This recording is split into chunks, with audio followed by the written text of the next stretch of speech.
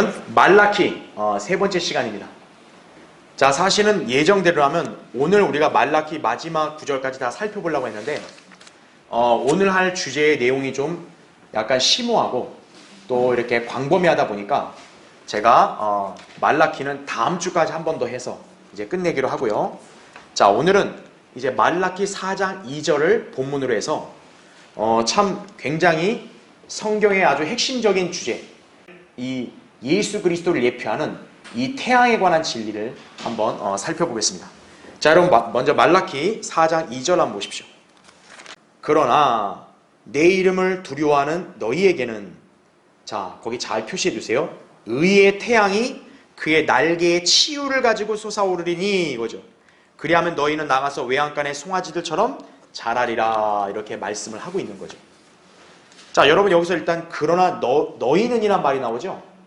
우리가 지난주에 강의를 들었던 걸 여러분 기억을 더듬어 보시면 예수 그리스도가 재림하실 때 악인들은 어떻게 한다 그랬어요? 불타는 화덕과 같이, 그렇죠? 불로서 심판을 받아 멸망당할 것이라고 우리가 지난주에 말씀을 살펴봤죠, 그렇죠?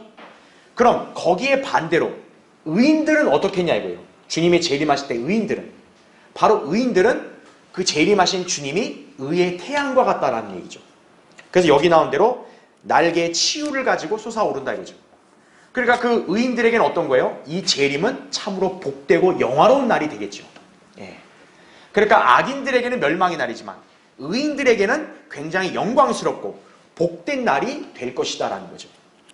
그러니까 똑같이 예수 그리스도의 재림을 바라볼 때 악인들에게는 두려운 일이지만 의인들에게는 참으로 기쁜 날이 되기도 하는 거죠.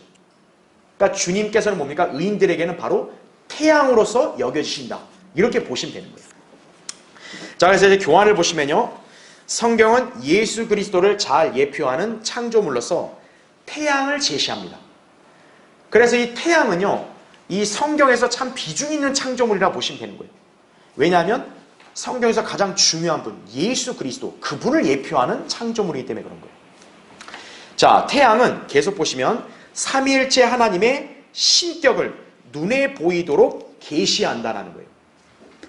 자, 그뿐만 아니라 복음에 관한 계시, 이것도 태양을 통해서 볼 수 있어요. 이따 자세히 보겠지만, 또 교회나 혹은 세상과의 관계에 대해서도 이 태양과 연관해서 또 그 진리를 엿볼 수 있습니다.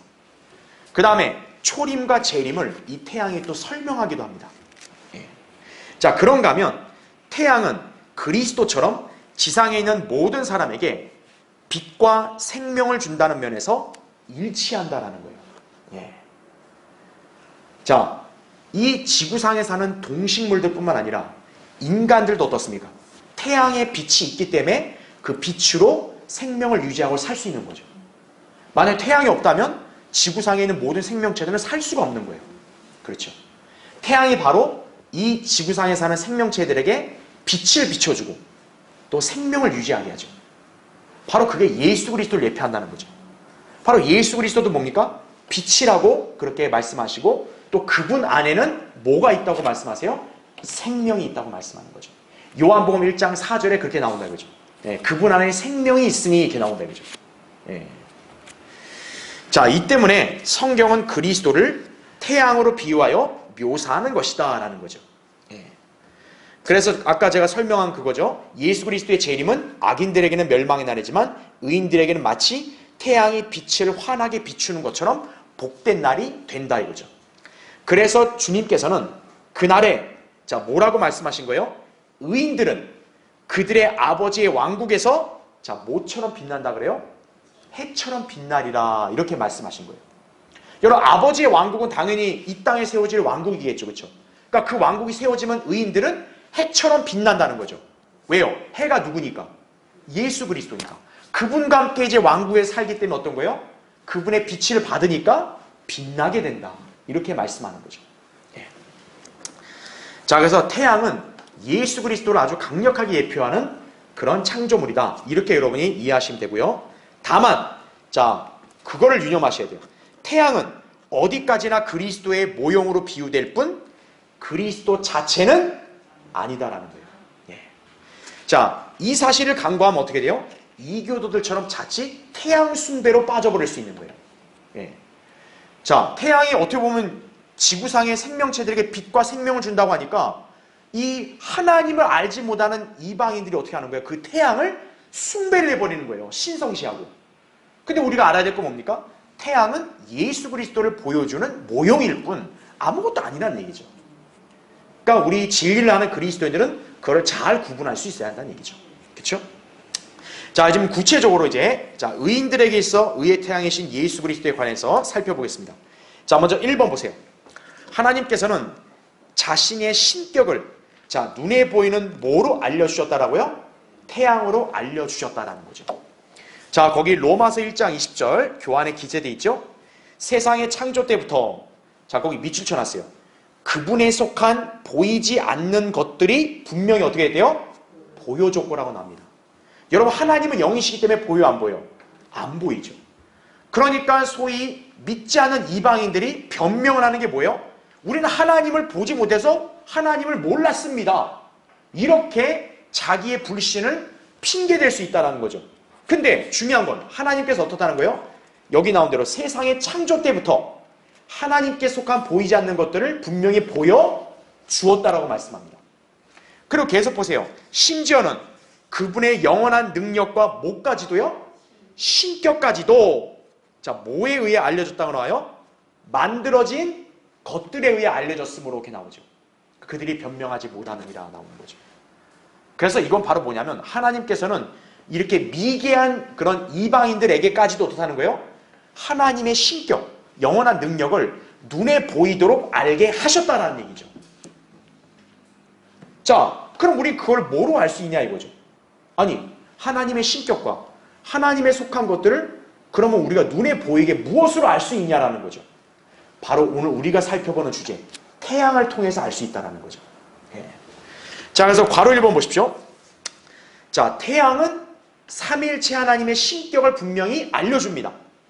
자, 어떻게 알려주냐? 거기 나오죠. 태양은 세 가지의 광선을 방사한다는 거죠. 자, 그래서 태양에는 세 가지 광선이 있습니다. 뭡니까? 가시광선, 그리고 적외선, 그 다음에 자외선, 이렇게 세 가지가 있는 거죠.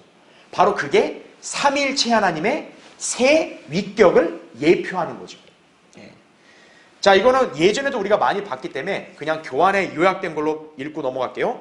가시광선, 여러분 우리가 볼 수 있는 빛이죠. 하지만 가시광선은 우리 피부로 느낄 수는 없는 겁니다. 그럼 삼일체 하나님 중에서 우리가 눈으로 볼 수 있는 하나님은 누구예요? 아들 하나님이죠. 바로 인간의 삼중성에는 몸에 비견될 수 있는 아들 하나님이 태양에서는 가시광선에 해당이 되겠죠. 예. 자, 그럼 그 다음 적외선은, 여러분 적외선은 열을 느낄 수 있는 선이에요.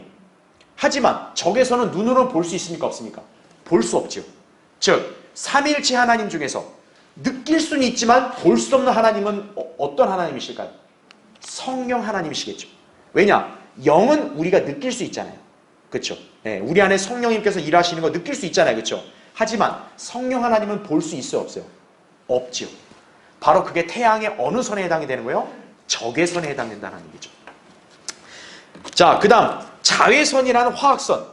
여러분 태양에서 어떻게 보면 중심이라 할 수 있는 자외선. 그렇죠? 화학선은 볼 수 없습니다. 우리 눈으로. 그렇죠? 그 다음에 이 화학선은 느낄 수도 없어요. 바로 인간의 세 영역 중에 어디에 해당될까요? 혼이죠. 여러분 인간의 혼은 느낄 수도 없고 볼 수도 없는 거예요. 그렇죠? 바로 삼일체 하나님의 속성 중에 혼에 해당되는 아버지 하나님을 상징한다고 볼 수 있는 것이죠.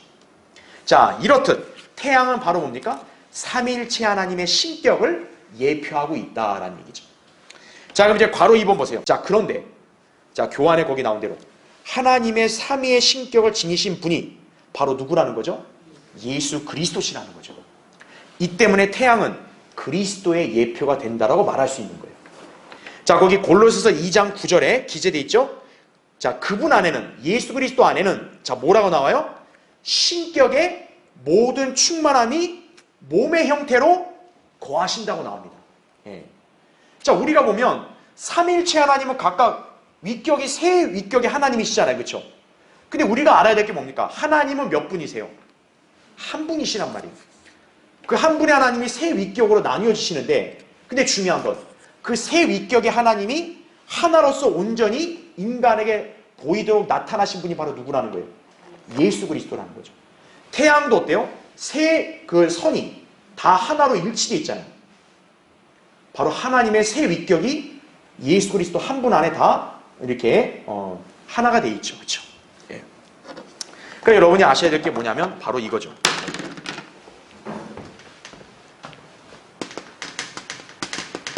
자, 태양은 하나님의 신격을 예표한다 이거죠. 그렇죠? 근데 우리가 알아야 될 게 하나님의 신격이 몸의 형태로 딱 거하셔서 우리 인간에게 나타나신 진짜 눈에 보이는 그런 완벽한 하나님이 바로 누구십니까? 주 예수 그리스도죠. 그래서 우리가 알아야 될 게 삼위일체 하나님의 완벽한 이름은 바로 뭐라는 거예요? 주 예수 그리스도인 거예요. 주 예수 그리스도가 완벽한 삼위일체 하나님이신 거예요. 바로 왜 그러냐면 하나님의 신격이 몸의 형태로까지 완벽하게 거해서 나타나신 분이기 때문에 주 예수 그리스도라는 거죠. 그래서 태양은 바로 누구를 예표한다고요? 주 예수 그리스도를 예표한다. 이렇게 여러분 이해하시면 되는 거예요. 자, 그런데요. 우리가 여기서 또 흥미로운 진리를 알 수 있는 게 뭐냐면, 자, 태양이 예수님을 이렇게 예표하잖아요. 어떤 부분을 예표하냐? 바로 초림과 재림 때 그리스도의 모습을 또 예표하기도 합니다. 자, 여기서 우리가 중요해야 될 게 뭐냐면, 자, 모습이에요, 모습. 여러분, 태양은 우리가 눈으로 볼 때 어때요? 붉게 이렇게 물든 그런 색깔로 보이죠. 여러분, 그 저녁에 막 일몰될 때 어때요? 태양이 노을이 지잖아요. 붉은색이잖아요. 아침에 떠오를 때도 어때요? 일출 붉은색이죠. 중요한 게 뭐냐면 태양의 모습은 붉게 물들어 있다는 거죠. 예. 그럼 여러분이 봤을 때 붉게 물들었다는 얘기는 뭐에 묻은 것을 우리가 연상할 수 있겠어요? 피죠. 그렇죠? 예, 바로 이거는 피를 상징한다 이거예요. 피. 예. 자, 그럼 여러분이 어떻게 봐야 되냐? 여러분, 태양은 하루에 어때요? 저녁에 지지요. 붉게 물든 모습으로 저녁에 지지요. 그리고 뭐가 찾아옵니까? 밤이 찾아오죠. 예. 바로 태양이 지는 일몰은 바로 뭘 예표하는 거예요? 초림 때 예수 그리스도의 십자가에서의 죽으심, 장사, 부활을 예표하는 거예요. 바로 이 초림은 일몰을 예표한다는 거죠. 왜요? 예수님이 십자가에서 피 흘려 죽으심으로 바로 뭐가 탄생했어요? 교회가 탄생을 했죠. 그래서 십자가 사건 이후에는 무슨 시대예요? 바로 교회 시대죠. 성경에서 교회 시대는 뭐로 비유됩니까? 저녁, 밤으로 비유가 되죠. 태양이 지면 바로 뭐가 와요? 밤이 오잖아요. 그렇죠?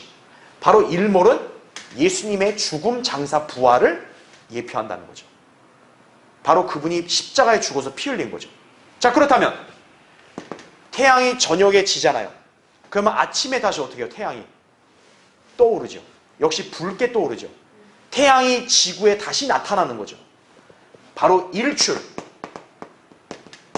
일출은 바로 뭐를 상징합니까? 재림을 상징하는 거예요. 그럼 우리가 알아야 될 게, 초림 때는 십자가의 피로 그분이 피 흘린 모습을 보였다면 재림 때는 피와 무슨 관계가 있냐 이거예요. 바로 우리가 알 수 있는 게 예수 그리스도가 재림하시면 아마겟돈 전쟁을 치르시죠. 그러면 그분의 옷에는 바로 뭐가 튄다고 우리가 예언 살펴봤어요? 피가 튀죠. 그분의 의복에 바로 피가 묻죠. 바로 일출, 태양이 떠올랐을 때 붉게 물들인 모습으로 세상에 나타나는 것은 바로 재림 때 죄인들, 악인들을 짓밟아서 피가 튀어서 묻은 의복을 입고 있는 그리스도의 모습을 상징한다고 볼 수 있는 거죠. 예. 그래서 여러분이 알아야 될 게, 태양이 저녁 때 지는 일몰은 초림 때 그리스도의 모습, 태양이 아침에 붉게 떠오르는 것은 재림 때 그리스도의 모습, 이것을 또 예표하기도 한다. 여러분이 이 진리를 기억하시면 되는 거예요. 네. 자, 이사야 63장 1절 3절에는 분명히 그분의 의복이 피에 튄다라는 말이 나오죠. 그렇죠? 예. 그 다음에 괄호 4번을 보세요. 예수 그리스도께서 재림하실 때를 샛별, 즉 태양이 떠오르는 아침으로 묘사하고 있다라는 거죠. 베드로서 1장 19절에. 예. 샛별은 영어로 모닝스타입니다. 즉 아침의 별이에요. 광명이에요. 그럼 당연히 뭐겠어요? 그게 태양이 되는 거죠. 예. 태양이 떠오르는 것이 바로 주님의 재림이다라는 얘기죠. 예. 따라서 의의 태양이라 했을 때는 이 땅에 의를 이루시려고 다시 오시는 예수 그리스도를 예표한다. 이렇게 여러분 이해하시면 되는 거죠. 그래서 재림을 예표하는 변형산 사건 때, 자, 예수님의 얼굴은 뭐처럼 빛났다라고 그렇게 묘사하고 있어요? 해처럼 빛났다라고 묘사하고 있는 거예요. 왜입니까? 의의 태양이 떠오르는 것이 바로 뭡니까? 재림하는 예수 그리스도를 예표하는 거기 때문에. 그래서 변형산의 모습은 정확히 재림 때 그리스도의 모습 아니에요. 그래서 해처럼 빛났다라고 묘사하고 있는 것이다 이거죠. 마태복음 17장 2절에 나오죠. 자, 재림 때 주님과 함께하는 의인들은 아까 우리가 살펴봤던 것처럼 해처럼 빛나게 될 것이다. 그래서 이렇게 말씀이 나오는 이유가 바로 여기 있다는 거죠. 예. 자, 그럼 이제 밑에 괄호 5번을 보세요. 한편 하나님께 속한 보이지 않는 것들을 어떻게 만들어진 것들에 의해 알려졌는가 이거예요. 자, 하나님은 눈에 안 보이잖아요. 근데 하나님께서는 눈에 안 보이시는 그분을 눈에 보이는 창조물로 나타냈다 그랬죠. 태양이죠. 그렇죠? 그러면 태양만 있냐? 그게 아닙니다. 만들어진 것들이라 그랬잖아요. 하나님께 속한 것들도 만들어진 것들로 나타냈다 그랬죠. 예. 태양과 짝을 이루는 행성은 뭡니까? 달이죠. 그럼 달을 통해서는 무엇을 계시하셨을까요? 바로 교회를 계시하신 거죠. 예. 여러분, 그리스도의 몸인 교회 눈에 보여요, 안 보여요? 안 보이잖아요. 교회가 앞으로 신랑인 예수 그리스도와 결혼하고 하나라는 거 눈에 보여요, 안 보여요? 안 보이잖아요. 그분께 속한 안 보이는 진리를 바로 태양과 달의 관계를 통해서 눈에 보이게 나타내 주신 거죠. 예. 그래서 솔로몬의 6장 10절에는 그 내용이 또 자세히 나오고요. 그 다음에 세상을 예표하는 지구가 또 있죠. 그렇죠? 예. 그러니까 성경에서 지구, 땅이잖아요. 그렇죠? 예. 그런 세상을 예표한다 이거죠. 그래서 지구의 운행을 통해서 주님과 교회가 어떤 관계고, 그리고 주님과 세상 또는 교회와 세상이 어떤 관계에 있는지를 하나님께서는 알게 하셨다라는 얘기죠. 바로 태양, 달, 지구의 운행을 통해서. 그렇죠? 예. 그러니까 소위 뭐 하나님을 몰랐다라고 핑계대는 이방인들은 할 말이 없는 거예요. 하나님께서 분명히 그들에게도 알게 하셨다라는 얘기죠. 그렇죠? 자, 그럼 이제 하나님께서는 그분의 신격을 태양을 통해 나타내셨다. 우리가 살펴봤고요. 2번 보세요. 밑에 하나님께서 창조하신 하늘들이 의의 태양이신 그리스도를 선포하고 있다. 이렇게 나옵니다. 그렇죠? 자, 이거 한번 찾아볼게요. 여러분 시편 19편 보세요. 거기 1절을 먼저 읽을게요. 하늘들이 하나님의 영광을 선포하고 창공이 그의 손으로 하신 일을 나타내는도다. 이렇게 나오죠. 여러분, 하늘들은 하나님이 창조한 창조물 아니겠어요? 그렇죠? 그런데 어때요? 하늘들이 하나님의 영광을 선포하고 있다고 얘기합니다. 네. 그러니까 우리에게도 어떤 거예요? 하늘이 하나님의 영광, 하나님의 능력을 우리에게 보여준다는 얘기죠. 4절을 보세요. 4절. 그들의 선율은 온 땅을 질러 뻗어나가고 그들의 말들은 세상의 끝까지 다다랐으니 그가 그들 가운데, 자, 뭐를 위하여 장막을 세우셨도다 나와요? 태양을 위하여 장막을 세우셨도다. 이렇게 말씀이 나오죠. 5절. 태양은 신랑방에서 나오는 신랑 같고 경주하는 강한 남자처럼 기뻐하는도다. 여러분, 태양은 또 뭐와 같다고 묘사합니까? 신랑 같다고 묘사하죠. 예. 그래서 우리가 이걸 통해서 알 수 있는 게 뭡니까? 태양은 신랑이신 예수 그리스도를 예표한다는 얘기죠. 그거를 하늘들이 선포하고 있다는 얘기죠. 예. 자, 괄호 1번 보십시오. 교환에 그가 그들 가운데 태양을 위하여 장막을 세우셨도다. 4절에 나오죠. 태양과 연관하여 장막이 등장을 합니다. 자, 태양이 그리스도를 예표한다고 했을 때 그분의 나타나심은 바로 뭐와 관련이 있음을 암시하는 것이다 라고 했어요? 장막절과 관련이 있음을 암시한다. 이건 제가 스가랴 14장 16절 강의할 때 여러분이 설명드린 거예요. 그렇죠? 예. 그러니까 지금은 넘어가기라고요. 그래서 괄호 2번 보세요. 특히 태양은 창조사역의 넷째 날에 창조가 되었죠. 창세기 1장 16절에. 그리고 성경에서 최초로 생명이라는 단어가 태양이 창조된 이후에 등장을 하죠. 예. 바로 이건 성령님께서 우리에게 암시해 주는 거죠. 태양이 생명과 연관이 있는 거다 이거죠. 그 태양이 바로 누구를 예표하는 거다? 예수 그리스도를 예표하는 거라는 얘기죠. 그 태양이 몇째 날에 나타났다? 넷째 날. 경륜적인 관점에서는 넷째 날은 몇 천 년이에요? 4,000년이죠. 인류 역사 4,000년이 지난 다음에 예수 그리스도가 마침내 이 땅에 태어나신 거죠. 그 이후로 어떻습니까? 생명이 나타난 거죠. 그래서 창세기에서도 태양이 창조된 이후부터 생명이란 단어가 쓰이기 시작하는 거예요. 예.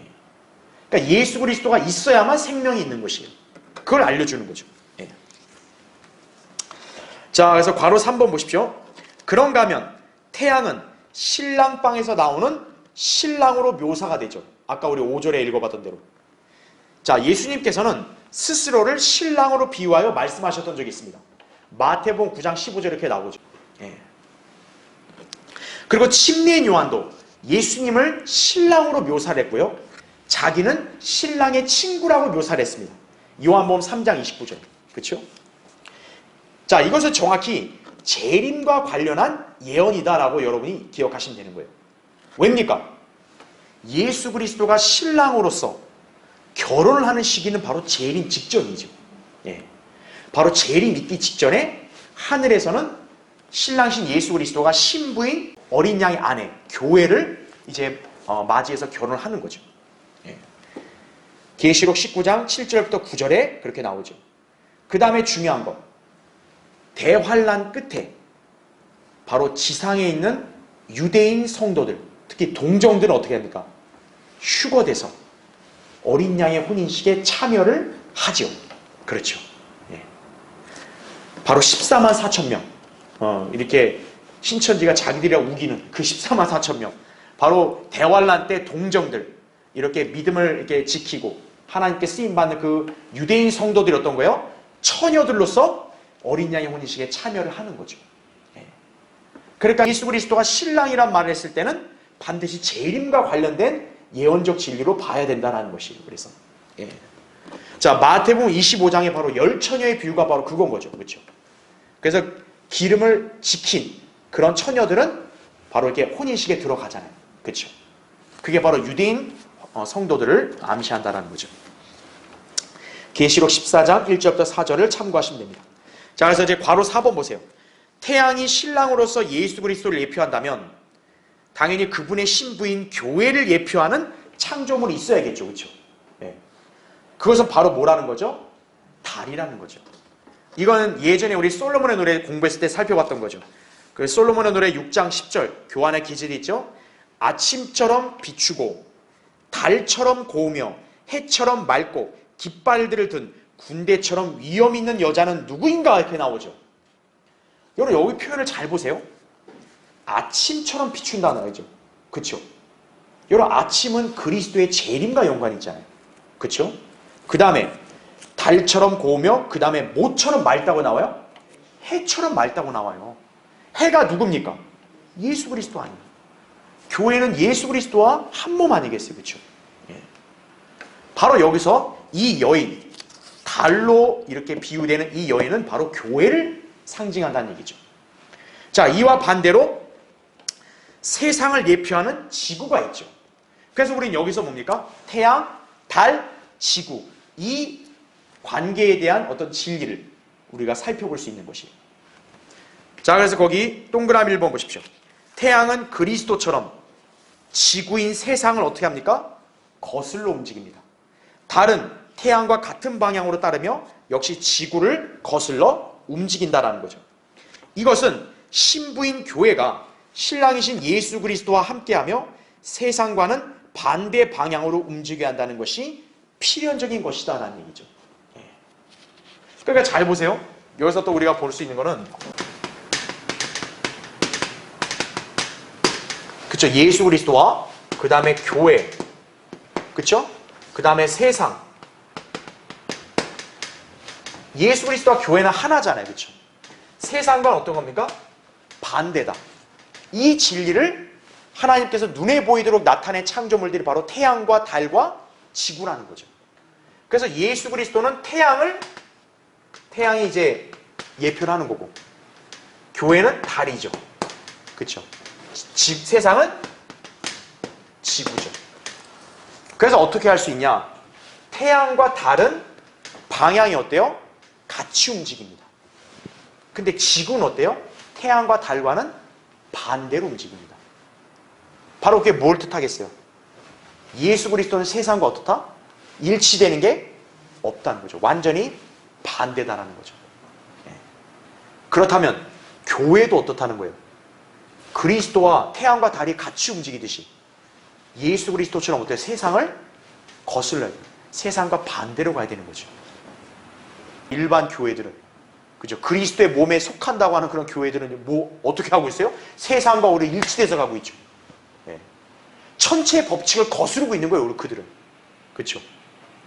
그래서 왜 성경에서 우리 보고 세상과 일치하지 말라고 하신 말씀이 왜 그러냐면 바로 이 진리 때문에 그러는 거예요. 달은 지구랑 같이 가면 안 되죠. 달은 누구랑 같이 가야 돼요? 태양과 같이 가야 되는 거예요. 그렇죠? 그리고 지구에 어떻게 해요? 반대로 가야 되는 거죠. 그렇죠? 그래서 교회는 세상과 성별하고 예수 그리스도와 일치해야 된다는 거죠. 자, 그래서 우리가 이걸 또 알 수 있는 게 뭐냐면, 여러분, 달은 뭐 어때요? 행성인 죽은 행성입니다. 태양은 생명이 있지만요, 달은 사실 죽은 행성이에요. 근데 중요한 거 뭡니까? 달에서 빛을 비추죠. 그렇죠? 죽은 행성인데 그 빛의 출처는 어디예요? 태양이죠. 달은 태양의 빛을 반사하는 거예요. 반사해서 어디에 비추는 거예요? 지구에 비춰주는 거죠. 바로 이거는 어떤 진리를 우리에게 가르쳐주는 거예요? 교회는 빛이신 예수 그리스도를 세상에다가 증거해야 된다는 얘기예요. 바로 그걸 우리에게 알려주는 거예요. 그러니까 달이 태양의 빛을 받아서 이쪽으로 지구에 반사를 해줘야 되는데 빛을 안 전해주면 어떻게 되는 거예요? 지구에 그냥 어두움, 완전 깜깜한 거죠. 밤에 깜깜할 때 달빛이 비추면 환하잖아요. 그렇죠? 바로 교회가 뭐라는 거예요? 이 지금 밤인 교회 시대에 세상에다가 예수 그리스도라는 빛을 비추는 역할을 하는 거라는 얘기죠. 교회는 바로 예수 그리스도, 복음을 세상에 전해야 되는 것이 그래서 빛을 비추는 거라 이거죠. 그게 아니면 뭐예요? 달 자체는 이렇게 죽은 행성이에요, 사실은. 뭐 전문 용어로 위성이니 뭐 그런 얘기 하는데 사실 달은 죽은 행성이에요. 그러니까 달 자체는 쓸모없는 거죠. 우리도 어때요? 우리 자체는 쓸모없는 존재죠. 근데 우리는 어떻습니까? 예수 그리스도로 말미암아 세상에다 빛을 비칠 수 있는 거죠. 그걸 우리가 배울 수 있다는 얘기죠. 자, 그래서 거기 밑에 동그라미 2번에 세 번째 줄 보면 빌립보서 2장 15절에 이렇게 나옵니다. 너희는 빛들로서 세상에서 비추는 자들이라 이렇게 나오죠. 그러니까 우리를 빛들이라고 그러잖아요. 빛들. 근데 중요한 거는 우리는 빛 자체가 아니죠. 빛이신 분은 예수 그리스도란 말이에요. 그렇죠? 근데 여기서 우리가 빛들이라고 한 이유는 뭐냐면 우리 안에 바로 누가 계시니까? 예수 그리스도가 계시니까. 그러니까 세상에다 어떻게 하라는 거예요? 비추라 이거죠. 비추라. 에베소 5장 8절에도 너희가 한때는 어둠이었으나 이제는 주 안에서 빛이니 빛의 자녀들로서 행하라 이렇게 말씀하고 있는 거죠. 자, 밑에 동그라미 3번 보세요. 지구가 달과 태양 사이에 올 때가 있습니다. 그걸 우리가 뭐라 하냐면 월식이라 그래요. 여러분 계기일식, 월식 이런 말 들어봤죠? 즉 뭐냐면 바로 태양과 달 사이에 누가 낀 거예요? 지구가 낀 거예요. 자, 지구가 태양과 달 사이에 껴버리면 어떤 문제가 발생합니까? 태양의 빛을 달이 이렇게 받을 수 있어 없어요? 없는 거죠. 자, 달이 지구의 그림자에 의해서 가려짐으로써 태양의 빛을 비추지 못하게 되는 것이다 이거죠. 이처럼 그리스도인과 주님 사이에 세상에 끼게 되면 어떻게 돼요? 절대로 빛을 비추는 삶을 살지 못하게 된다는 얘기죠. 그러니까 교회가 세상과 융화되면 예수 그리스도를 전할 수 있다 없다? 없다라는 거예요.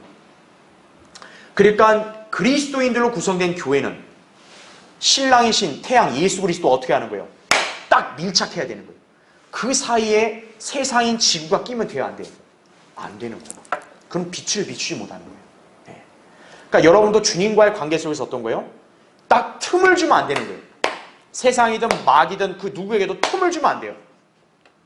주님과 여러분이 밀착을 해야 여러분은 주님이란 빛을 비추고 간증을 나타낼 수 있는 것이에요. 그걸 우리가 교훈으로 배워야 합니다. 자, 바로 5번 보십시오. 교회는 이 땅에 있을 때 신랑인 예수 그리스도와 함께 세상을 거슬러 가야 한다 이거죠. 당연하죠. 그리고 교회가 마침내 휴거되면 완전히 세상을 거슬러 신랑이신 주님께로 가게 되죠. 데살로니가전서 4장 13절부터 18절 바로 우리 휴거에 관한 말씀이죠. 여러분 교회가 전국적으로 휴거되면 어때요? 세상을 완전히 떠나서 주님과 이제는 완전히 하나 되는 거죠. 그렇죠. 우리는 다 그런 운명이라고요. 전부 다. 그 이후에는 어떻게 됩니까? 교회는 재림 때 예수 그리스도와 함께 지상에 나타나게 될 것이다 라는 얘기죠. 계시록 19장 14절에 나옵니다. 이처럼 교회는 이 악한 현 세상을 대적하여 구주이신 예수 그리스도를 따라야 한다는 거죠. 갈라디아서 1장 4절에는 세상을 악하다 그러죠. 근데 배교한 교회들, 하나님과 무관한 교회들 어떤 거예요? 세상과 융화되려고 하는 거죠. 하나님의 뜻과 성경의 진리를 역행하는 거예요. 교회의 본질은 뭡니까? 바로 예수 그리스도와 하나 되는 거예요. 같이 가는 거예요. 예수 그리스도와. 예수 그리스도는 세상을 거슬러 가시잖아요. 재림 때는 이제 그 세상을 대적하시잖아요. 예수 그리스도가. 교회도 그 예수 그리스도와 동행한다는 얘기죠. 그걸 우리가 잘 기억해야 합니다. 그래서 요한일서 2장 15절부터 17절에 나온 경고가 뭐예요? 세상을 사랑하지 말라 이거죠. 그냥 로마서 12장 1절 2절도 헌신하라. 세상과 일치하지 말라. 이렇게 말씀하는 거죠. 자, 이제 3번을 보겠습니다. 자, 말라기 4장 2절에 중간에 이런 말씀이 나와요. 의의 태양이 그의 날개에 치유를 가지고 솟아오르니 이렇게 나오죠. 좀 특이한 표현이죠. 여러분 태양이 날개를 갖는다 그래요. 근데 날개에 뭘 갖고 온대요? 치유를 가지고 온답니다. 이게 무슨 의미일까요? 여기서 우리가 두 가지 주목해야 할 요소, 바로 날개와 치유인데 이건 모두 그리스도의 재림과 관련된 내용을 다룬다라고 여러분 이해하시면 되는 거예요. 자, 일단 먼저 괄호 1번 보세요. 치유는 예수 그리스도께서 유대인의 메시아이심을 입증하는 표적이다. 이걸 여러분이 일단 기억하시면 되겠죠. 자, 거기 마태복음 8장 17절 제가 교환에 기재해놨죠. 그렇게 하시면 선지자 이사야를 통하여 말씀하신 것을 이루려 하심이니 말씀하시기를 그가 친히 우리의 연약함을 맡으시고, 그 다음 페이지죠. 그 다음 뭐를 짊어지셨다고 말씀했어요? 우리의 질병을 짊어지셨느니라. 이렇게 말씀합니다. 자, 이거를 보면은 우리가 뭘 알 수 있냐면 이사야 53장은 예수님의 십자가의 고난을 예언하는 장이거든요. 거기에는 우리의 슬픔을 맡으셨다라고 나왔거든요. 근데 마태복음에서는 뭐로 바뀌어 인용되냐면 질병을 여기 보면 짊어지셨다라고 바뀝니다. 그럼 무슨 말이에요? 예수 그리스도가 초림 때 유대인들을 어떻게 한 거예요? 백성들을 치유를 행하신 거죠. 그러니까 예수 그리스도의 구속을 말하는 장에서 마태복음에서는 그거를 치유로 바꿔 인용했다. 즉 다시 말하면 속죄에는 뭐도 포함된다는 걸 알려준 거예요? 치유도 포함된다는 걸 알려준 거예요. 그런데 우리가 잘 알아야 될 게 뭐냐? 예수 그리스도께서 온전한 치유를 표적으로 행하시는 때는 다름 아닌 유대인들의 왕으로 오시는 때, 곧 언제라는 거예요? 재림 때라는 거죠. 지금 이 시대에 치유의 표적이 있어 없어요? 표적이 없는 거예요. 자, 동그라미 1번 보십시오. 은사주의자들은 속죄에다가 육체적인 치유도 포함되어 있다고 거짓말을 합니다.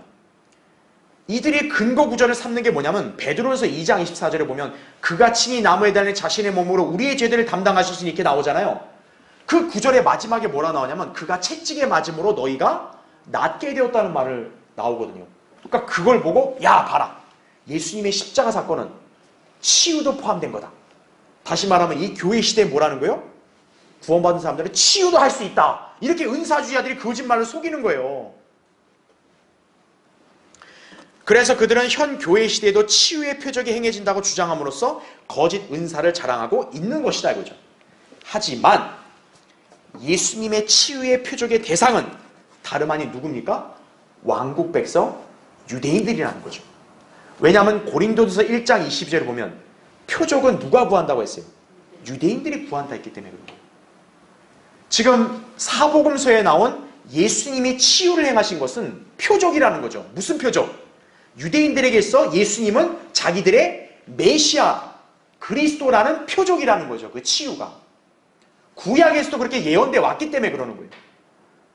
바로 유대인들은 그 표적을 보고 믿는 민족이기 때문에 그 치유를 행하신 거란 얘기죠. 자, 동그라미 2번 보십시오. 물론 치유는 분명히 속죄 안에 포함되어 있다라는 거죠. 주님은 인류의 죄만을 위해서 죽지 않으셨고 죄의 결과인 질병, 가난, 잔인함, 저주, 파괴, 육체적인 장애, 모든 자연계에 놓인 저주를 위해서도 죽으신 건 맞아요. 그러니까 여러분이 오해하지 말아야 할 게 뭐냐면 예수님의 십자가의 구속을 그냥 우리의 죄만 사한 것, 이것만 생각하시면 안 됩니다. 왜냐하면 예수님은 마지막 아담이잖아요. 여러분, 아담이 불순종해서 결국 어때요? 자연계와 땅도 저주를 받았죠. 그렇죠. 아담의 불순종으로 죄만 들어온 게 아니라 그 죄로 인해서 어떤 거예요? 사람도 죽게 되고 질병에도 걸리고 고통을 당하고 이렇게 된 거 아니겠어요? 근데 예수 그리스도가 마지막 아담이신 건 뭡니까? 바로 그 아담이 실패한 거를 회복시키려고 오시는 거잖아요. 그러니까 예수 그리스도는 어떻게 해야 돼요? 단순히 죄만 해결하시는 분이 아니라 죄의 결과로 파생되는 질병이든 전쟁이든 저주든 그 다음에 자연계든 이것도 다 어떻게 하셔야 되는 거예요? 회복시키셔야 되는 거예요. 그래서 예수 그리스도께서 행하신 속죄는 우리의 죄만 해결된 게 아니라 자연계의 저주까지도 해결되는 게 맞아요.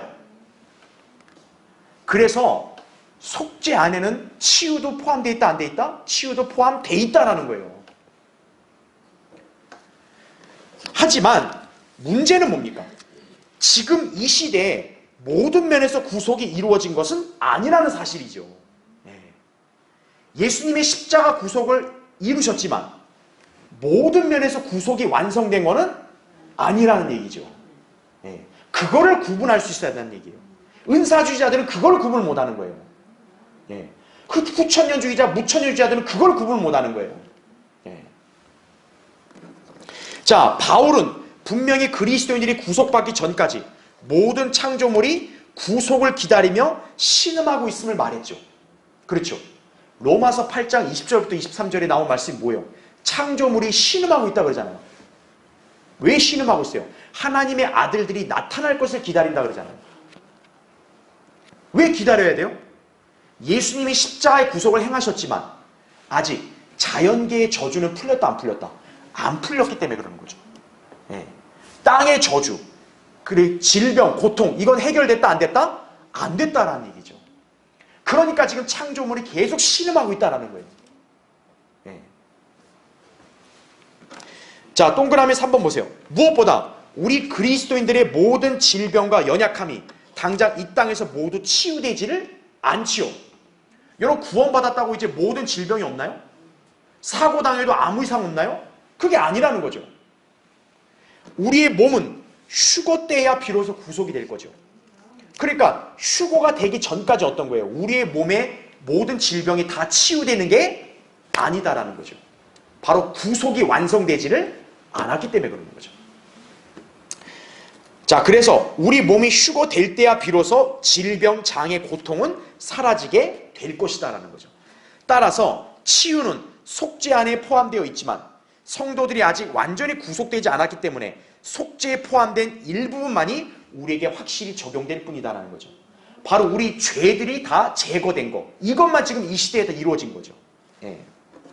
죄로 파생되는 그런 뭐 질병이나 저주나 가난이나 이런 건 아직 해결된 게 아니다라는 거죠. 자, 주님께서는 성도들의 기도에 응답하셔서 질병과 상처, 고통을 치유해 주시기도 하지만 또 질병을 때는 어떻게 합니까? 감당하도록 하시죠. 대표적으로 바울이 그랬잖아요. 바울은 육체한 가시를 하나님이 그냥 놔두셨잖아요. 그게 네 은혜라 그러면서. 고린도서 12장 7절. 여러분도 지금 이 땅에 살면서 여러 가지 질병에 시달리고 때로는 고통스러워하잖아요. 그렇죠? 가난에 시달릴 때도 있잖아요. 구원 받았음에도 어떤 거예요? 아직 구속이 완전히 이루어진 게 아니기 때문에 아직 그 고통은 남아있는 거란 얘기죠. 마찬가지로 치유도 어떤 거예요? 지금 이 교회 시대는 완전히 치유가 되는 게 아니다라는 얘기죠. 그러니까 주님께서 기도 응답하셔서 때로 병 나을 수 있어요. 그렇죠? 그러나 완전한 치유가 되지는 않은 거죠. 왜? 또 아플 수 있잖아요. 사람이. 다칠 수도 있고. 그렇죠? 자, 동그라미 4번 보세요. 그러므로 지금 의의 태양이신 주님께서 치유를 가지고 오시는 재림 때에 비로소 그 표적이 실현될 것이다 라는 거죠. 자, 초림 때도 분명 주님은 메시아로 오셨기 때문에 치유를 행하셨어요. 근데 중요한 건 이스라엘이 메시아를 거부했잖아요. 그러니까 다시 재림 때에서야 이제 왕국이 실현되니까 재림이 됐을 때 다시 치유의 표적을 행하신다는 얘기죠. 그게 바로 의의 태양이 날개의 치유를 가지고 온다는 말씀이 바로 그거예요. 예. 자, 질병 치유는 예수님의 메시아 되심을 입증하는 표적이고 그 표적은 이스라엘에게 주어진다는 얘기죠. 그래서 거기 이사야 33장 24절에 이렇게 말하죠. 그 거민은 나는 병들었다라고 말하지 아니하리니 거기에 거하는 백성은 자, 뭐가 사해진대요? 죄악이 사해지리라 이렇게 말하는 거죠.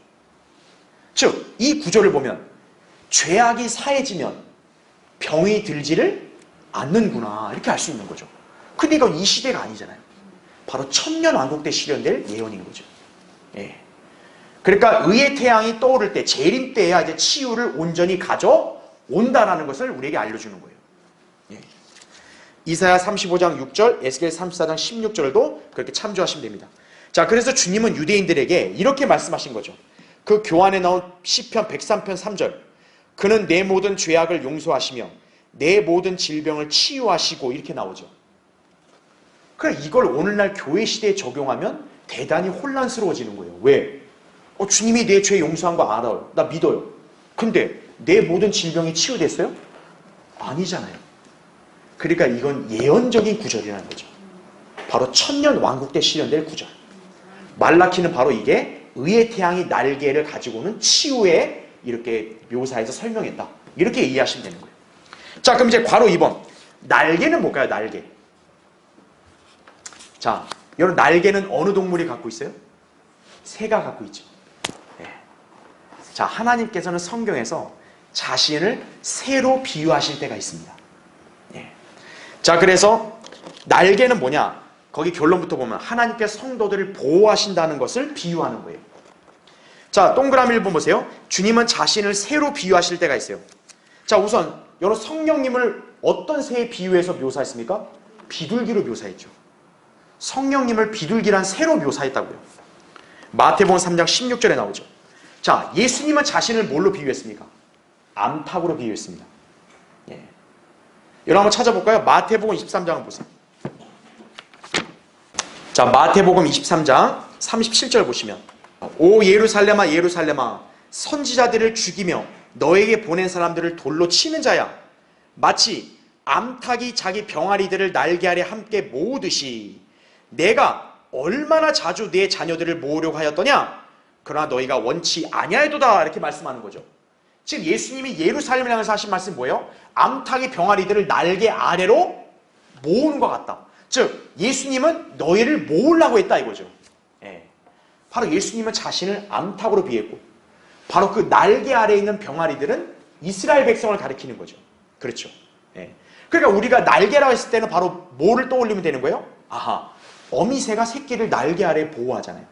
바로 그와 똑같이 하나님께서 백성들을 보호하시는 거구나. 날개는 바로 그걸 의미한다 보시면 되는 거죠. 자, 구약에서는 어땠을까요?